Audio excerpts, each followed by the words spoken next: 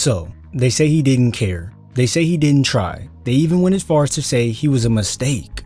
A number 1 pick who would never live up to the billing. For years, Deandre Ayton has been one of the most criticized players in the league, as some would say is overpaid, overrated, lazy, and a bust. Those labels have followed him everywhere, but here's the thing about labels. They stick longer than they should, and they rarely tell the full story.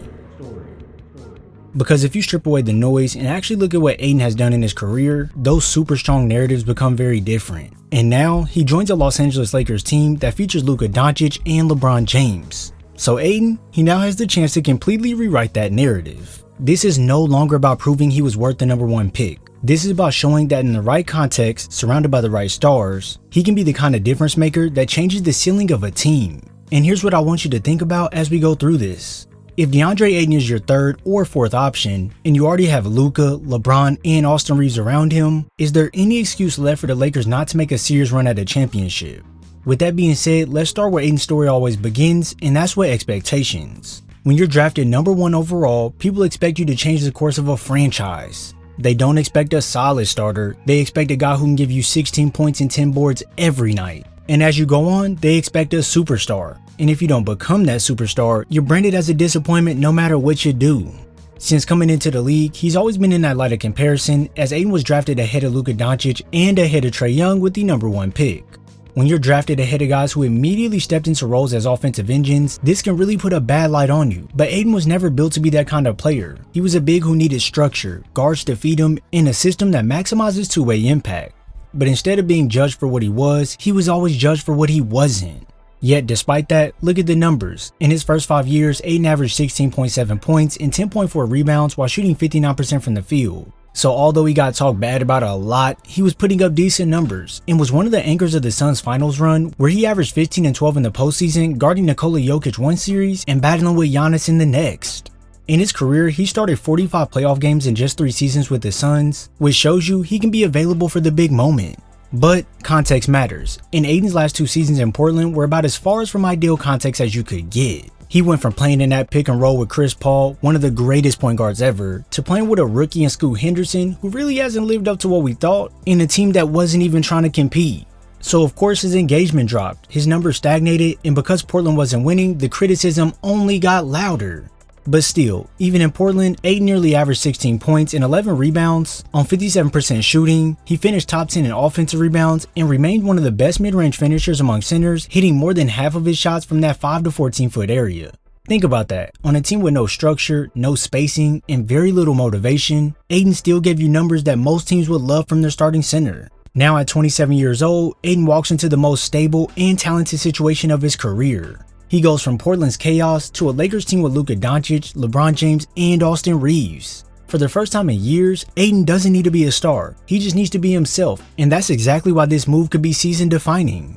Like, think about it, when you have Ayton and Luka Doncic together, this might be the most natural pairing he's ever had. As we all know, Luka thrives with big men who set hard screens, roll to the rim, and can finish. As we've seen this for years. He turned Dwight Powell into a productive roller, he made Daniel Gafford look like a nightly double-double threat, and he elevated a 19-year-old rookie in Derek Lively who looked like a polished veteran at times next to Luka. Doncic just creates advantages with such ease that all bigs have to do is be in the right place at the right time, and you already know he's gonna get it to you. And with Ayton, he isn't just a rim runner, he's not limited to just dunks and lobs. He has a soft touch, he has footwork, and he has a slight jumper. That means that when Luka gets blitzed at the top of the floor and the ball swings to Ayton at the free throw line, the possession doesn't just die, as he's comfortable there, so he either can rise up for a jumper, he can hit a floater, pivot into a hook, or even find open shooters if the defense collapses. That key thing is something Luka has never had. His bigs were either vertical lob threats or stationary shooters, so Ayton gives him a hybrid, a big who can finish above the rim, punish mismatches in the post, and keep plays alive with touch around the basket. Oh, and let's not forget the offensive rebounding. Ayton finished top 10 in offensive boards per game last year, so when guys miss shots, he has the size and length to grab misses, whether it's his teammates or his own, and put it back up to keep the flow going. That right there matters a lot when you're playing with Luka.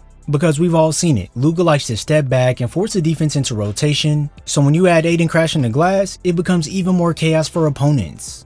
So think about this, if Luka can elevate role players into productive centers, what do you think he can do with a former number 1 pick who has both skill and size? And while you think about that, let's add in LeBron James to the equation, because this is where things get scary. When you look at Luka and LeBron, they might just be the most intelligent duo we've seen in decades.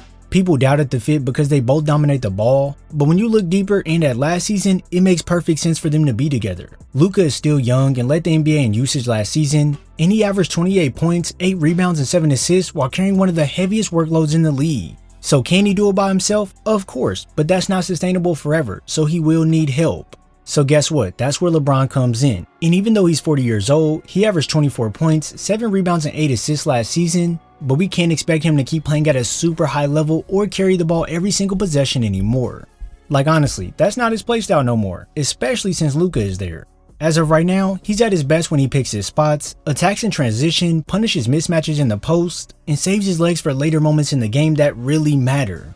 This here's why him and Luka fit so well, because Doncic takes that burden off of him. This isn't a talk about overlapping skills, it's about timing. Luka is in his prime, LeBron is on the back end of his career, so Luka can run the show for 75% of the game, and LeBron can step up to help close, guide, and strike when the defense least expected. And the beauty of it all is that both of these guys, no matter what people say, are unselfish.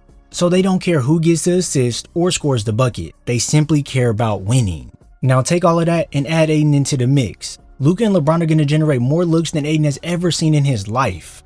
He doesn't have to create, he doesn't have to post up 15 times a night and ask for so much. He just has to be in the right spots, let the game come to him, and finish when he gets the ball. And that, ladies and gentlemen, is why this situation is perfect. But hold on, if Luka is the engine and LeBron is the closer, then Austin Reaves, well, he's the connector. And me and you, we need to talk about him. Because Austin Reaves has quietly become one of the most underrated guards in the NBA. Last season, he averaged 20 points, 5 assists, and 4 rebounds, while shooting 46% from the field and 37% from deep. That right there is solid for a third option next to Luka and LeBron, but as good as the numbers are, they don't really tell the full story. When you look at Reaves, he's adaptable. He can play off ball, space along the perimeter, and if he needs to, he can put the ball on the deck and create his own look to knock down shots. Furthermore, he can run the pick and roll as a secondary ball handler, use his shooting ability to attack closeouts to get to the rim, and most importantly, he can take over stretches of games when the stars need a rest. If you ask me, that's absurd value and rare versatility from a third option on your team, and that honestly is what puts the Lakers ahead of a lot of other teams in the league. Like for real, think back to his first playoffs. Reaves averaged 17 points on 46% shooting from the field and 44% from 3 as the Lakers made a run to the Western Conference Finals. I had a homeboy that was telling me Austin Reaves is the truth, he the truth, and I was like, I don't know yet. But really, that showed everyone that he wasn't scared of the moment, as in fact, he thrived in it, and I was proven wrong. And we're not done just yet, because here's where things get even more exciting. Playing next to Luka and LeBron is going to make his life easier, as we just seen it last season. Defenses can no longer load up on him. He's going to get wide open threes time and time again, wide open driving lanes, and more opportunities to attack scramble defenses. So honestly, don't be surprised if his numbers take a leap, maybe into that 18 to 20 point range, while adding in 6 assists maybe and 5 rebounds. And this could put him right on the borderline of all-star conversations. So if we all look at the big picture, we have Luka as the engine, LeBron as a secondary closer, Ayton as a paint presence, and Reaves as a connector. That right there is 4 pieces that fit right together in ways that we haven't seen from the Lakers team in years. But hold on. Let's zoom out even further and talk about what all of this really means. Because this isn't just about Ayton's redemption or Luka's partnership with LeBron. This is about stakes. This is about a championship window that is open right now and might not be open for so long. LeBron James is 40 years old and will turn 41 this year, so he can't keep doing this forever. Luka Doncic, well, he's in his prime, and stars only stay patient and level-headed for so long if they don't win. Austin Reaves is on the verge of becoming more than just a role player, so they need to make him happy. And for DeAndre Ayton, he's either going to prove that he belongs on this stage or confirm the doubts that have followed him his whole career. This here's what makes this season different. Everyone has something to prove, everyone has something to gain. And if you think Ayton doesn't hear the criticism or Luka doesn't know that he needs to push the Lakers team far, well, you're wrong. Players know what's said about him, they know the narratives, and this year is the year where they could truly silence it all. Because if Ayton locks in, if Luka and LeBron find their rhythm, and if Austin Reaves takes another leap, the Lakers might just have one of the most complete cores in basketball. So I'll leave you with this question. Are we about to witness DeAndre Ayton's redemption story fuel Luka and LeBron's rise to greatness? Or is this just going to be another case of expectations outpacing reality? Either way, this season is going to tell us everything, and I'm excited for it. What about you guys? Drop your comments below of what seed you think the Lakers will be. I personally think they'll be at around the 5th seed, but hey, only time will tell. If you enjoyed this video, be sure to drop a like, subscribe, and turn on post notifications so you're first to know when I upload. I thank you all for your support, and I'll see you in the next video.